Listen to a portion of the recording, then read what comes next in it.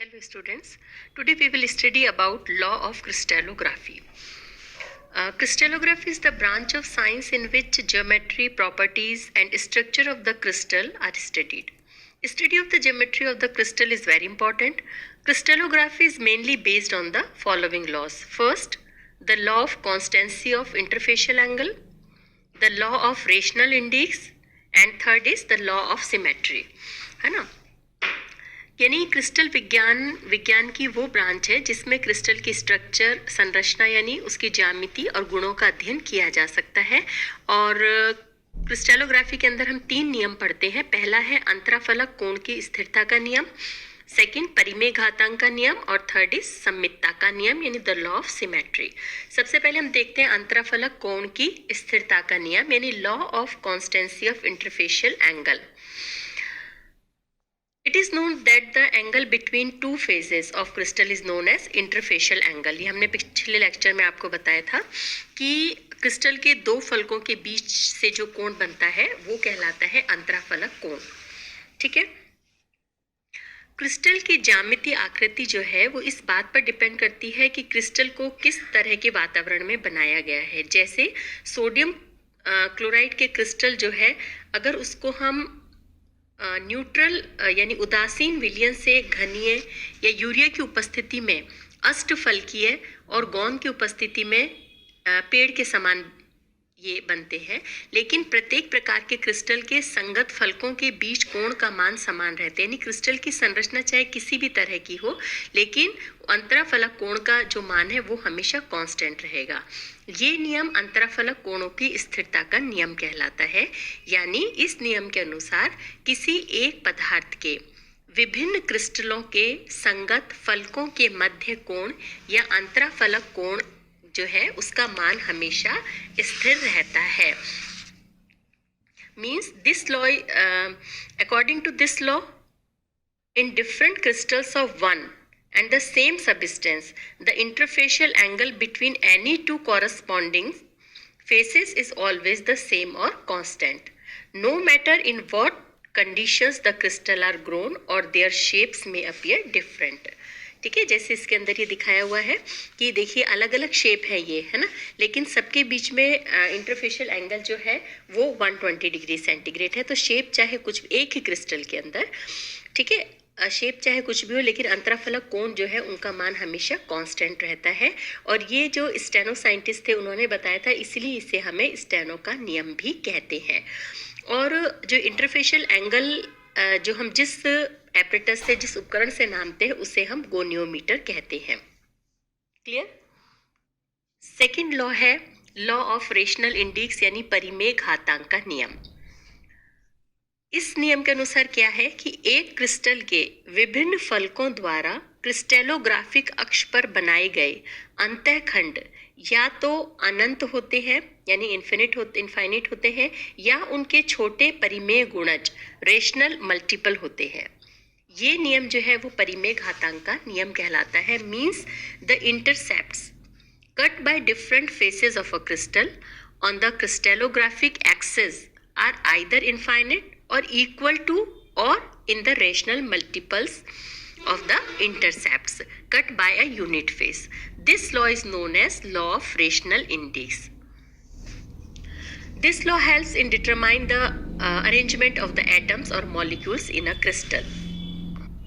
जैसे कि हम लेते हैं कि माना एकांक फलक ABC क्रिस्टलोग्राफिक अक्षों पर क्रमशः ए, बी और सी अंतःखंड काटता है। ये जो है ये ए बी सी जो है ये capital A B C crystallographic अक्ष पर ए बी सी अंतःखंड काटता है। तो क्रिस्टल का दूसरा फलक जो दूसरा फेज है वो क्रमशः क्या हो जाएगा, एल ए, एम बी और एन सी अंतःखंड काटेगा।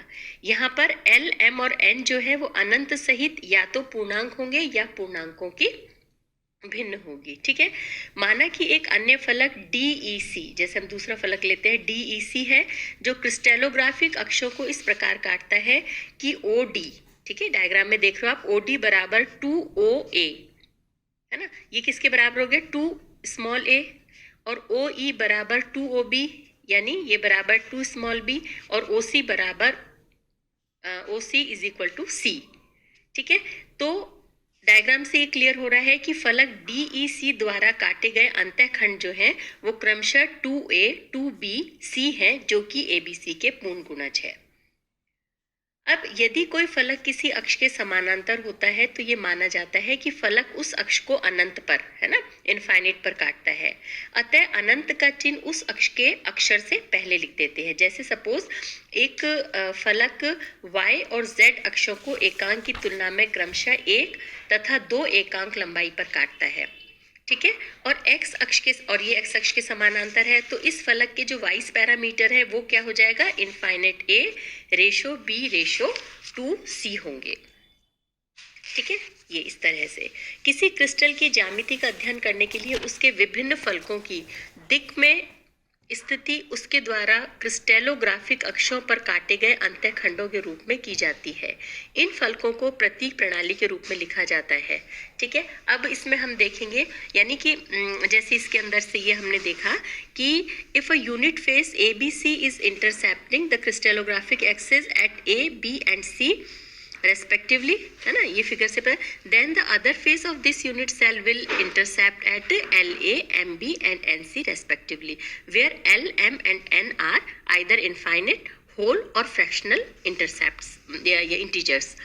Suppose another face DEC cuts the crystallographic areas as follows OD, है ना, ये देखो ये OD बराबर किसके हो गया, 2OA, यानी ये बराबर हो गया 2A।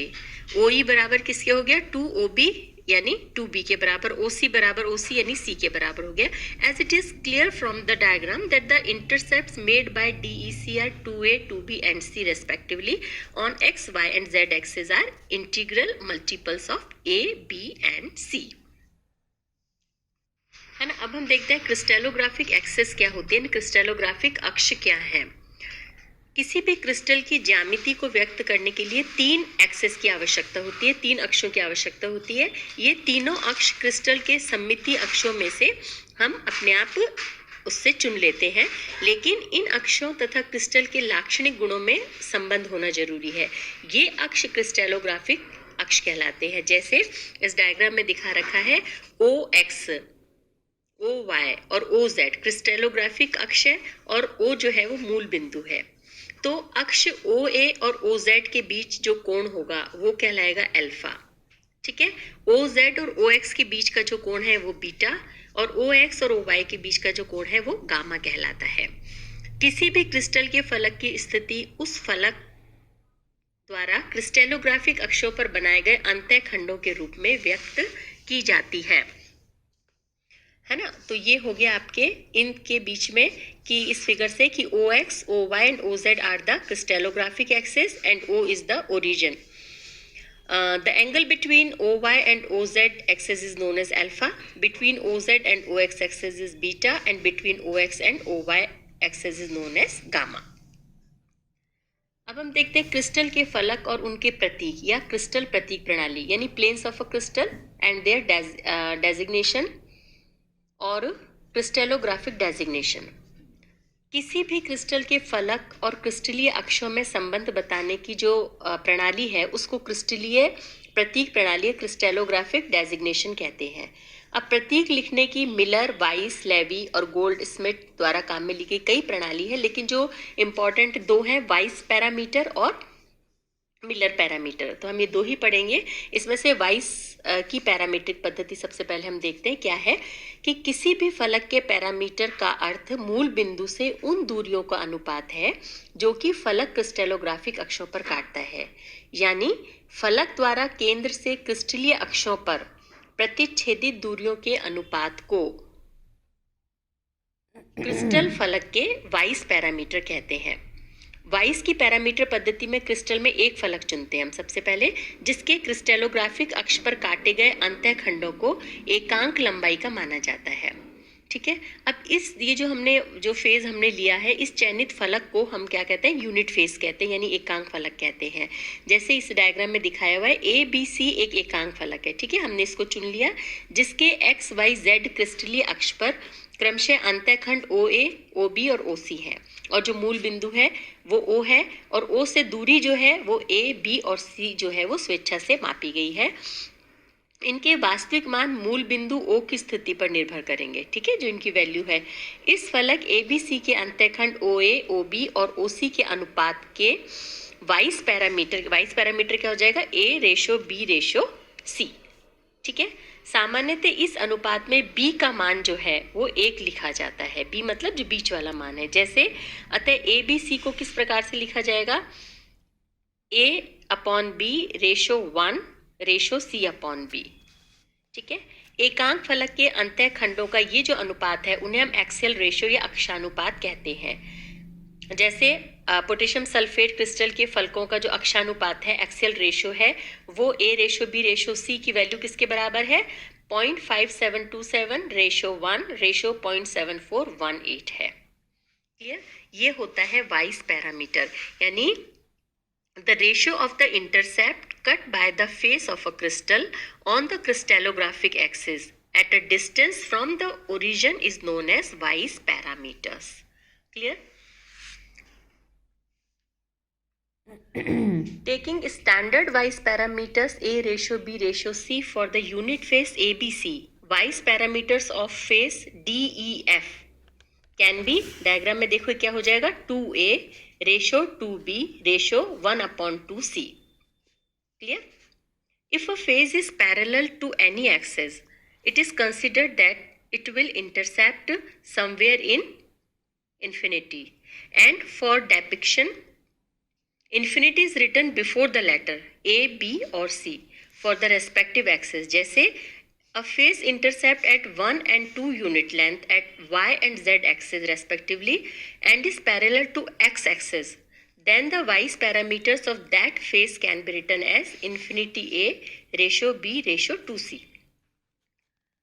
The integers used in Weiss parameters are known as Weiss index, and the symbols A, B and C are known as Weiss symbols. Weiss index are also represented by writing into the large brackets. For example, जैसे इसके अंदर है Weiss parameters of DEF, है ना, इसके parameter क्या है, 2A:2B:1/2C, ये बड़ा ब्रैकेट लगा के हमने इसके अंदर लिख दिया। एंड वाइस इंडेक्स ये है, वाइस इंडेक्स क्या हो जाएंगे, बड़ा ये ब्रैकेट लगा के 2,1/2। सिमिलरली वाइस इंडेक्स जैसे इन्फिनिटी A:B:2C, इसके क्या हो जाएंगे, इसकी हो जाएगा इन्फिनिटी (1:2), ठीक है। तो ये है वाइस इंडेक्स। इस तरह से हम वाइस पैरामीटर्स जो होते हैं उनको शो करते हैं। उसके बाद में हम देखते हैं मिलर इंडेक्स क्या होते हैं। मिलर सूचकांक क्या है, मिलर की इस पद्धति के अनुसार प्रत्येक फलक को 3 पूर्णांकों H, K, L के रूप में व्यक्त किया जाता है, जहां H, K और L वो अक्ष X, Y और Z के तदनुरूप मिलर अंक हैं, जो कि मिलर सूचकांक कहलाते हैं, ठीक है। और फलक HKL फलक कहलाता है। जैसे किसी फलक के मिलर सूचकांक ज्ञात करने के लिए उस फलक के वाइस प्रतीक, सबसे पहले हम क्या होता है, अगर हमें मिलर इंडेक्स ज्ञात करने हैं तो हम सबसे पहले वाइस इंडेक्स निकालेंगे, किसके वाइस पैरामीटर्स क्या हैं, ठीक है। फिर हम उसका क्या करेंगे, इन्वर्स कर देंगे, उसका व्युत्क्रम लिखेंगे, और वो जो व्युत्क्रम है उसको किसी ऐसी छोटी से छोटी संख्या से हम मल्टीप्लाई करेंगे कि तीनों अंक पूर्णांक में प्राप्त हो, ठीक है। और वो जो अंक होंगे वो मिलर सूचकांक या मिलर अंक कहलाएंगे। जैसे इसके अंदर देखो कि DEF मिलर सूचकांक ज्ञात करने हैं हमें, ठीक है। इस डायग्राम के इनके अंतःखंड का अनुपात 2A:2B:1/2C है। यानी सबसे पहले हम क्या करेंगे कि ये जो अंतःखंड का अनुपात है इसके हम वाइस पैरामीटर लिख लेंगे। तो इसका वाइस पैरामीटर क्या हो गया, इसका हो गया ये आपके पास में क्या है 2A 2B और 1/2C है। तो वाइस इंडेक्स इसके क्या हो गए, ब्रैकेट में 2,1/2, ठीक है, ये इसका है। अब हम क्या करेंगे इसका कि जब हमें मिलर इंडेक्स निकालने हैं तो हम वाइस इंडेक्स जो है इनका हम व्युत्क्रम कर देंगे, यानी हम इनको इन्वर्स कर देंगे। तो 2 का क्या हो गया 1/2, इस 2 का भी 1/2 और 1/2 का क्या हो गया 2। तो हमने वाइस प्रतीकों के अंकों का व्युत्क्रमण करके ये लिख दिया, ठीक है। अब हम क्या करेंगे, ऐसी छोटी से छोटी संख्या से गुणा करेंगे तो हम 2 से जैसे अगर हम गुणा करते हैं तो हमने 2 से गुणा करते हैं तो ये भिन्न फ्रैक्शन हट गया, ये 2 ऊपर भी 2 से इधर ये मल्टीप्लाई कर दिया, ठीक है। तो ऊपर 2 से हमने मल्टीप्लाई किया तो 2/2 1 रह गया, इधर भी 2/2 1 हो गया, और ऊपर 2 है तो 2 2 4 हो गया। तो इसके जो मिलर इंडिक है वो क्या हो गया 1,14, यानी फलक DEF के मिलर सूचकांक जो हैं उनको अब हम कैसे लिखते हैं, ब्रैकेट बना के 1 1 4 एक साथ, इसको हम कॉमा लगा के नहीं लिखते हैं। जो अब हम इनके मिलर सूचकांक लिखेंगे वो छोटे ब्रैकेट के अंदर 1 1 4 हो गए, और फलक 1 1 4 फलक कहलाएगा, ठीक है। यदि किसी फलक के जैसे मिलर सूचकांक 201 है, तो जैसे 201 है तो हम इसे 201 कहते हैं, ठीक। जैसे टोपाज है तो उसके चारों फलकों के जो मिलर सूचकांक हैं वो क्या होते हैं 111, 110, 223, 120, ठीक है। ये इसके अंदर डायग्राम में शो की है। तो इस तरह से हम क्या करते हैं, मिलर सूचकांक निकालते हैं। तो यानी जो इसको प्रदर्शित करने के क्रिस्टल के फलक और उनके जो प्रतीक हैं, यानी क्रिस्टल प्रतीक प्रणाली के अंदर हम 2 काम में लेते हैं, वाइस पैरामीटर और मिलर पैरामीटर। वाइस इंडिक्स क्या होते हैं ये बताया आपको, उसके बाद में जो वाइस इंडिक है उससे हम मिलर इंडिक निकालते हैं। क्लियर। इस पे बेस्ड आपके न्यूमेरिकल्स आते हैं, जैसे एक ही न्यूमेरिकल इसके अंदर ये दे रखा है कि फलकों के निम्नलिखित वाइस प्रतीकों को मिलर प्रतीकों में परिवर्तित करो, ठीक है। एक एग्जाम्पल हम ले लेते हैं 2A/B/C, ठीक है। तो इसके वाइस प्रतीक तो ये हो गया, इसका वाइस सूचकांक जो निकालेंगे तो ये हो गया 2:1:1। अब मिलर इंडिक निकालना है तो हम इसको क्या कर देंगे, उल्टा कर देंगे, तो इसका क्या हो गया 1/2, 1/1, 1/1। अब हम इसको क्या करो कि किससे गुणा करें, 2 से अगर हम गुणा करते हैं ऊपर, ठीक है, तो 2/2 तो ये 1 हो गया, और ये 2 2, तो मिलर जो प्रतीक है 1 2 2 आ गया। अब ये बाकी सारे इसके एग्जाम्पल हैं, इन्हें इसी तरह से सॉल्व करना है। Okay, thank you.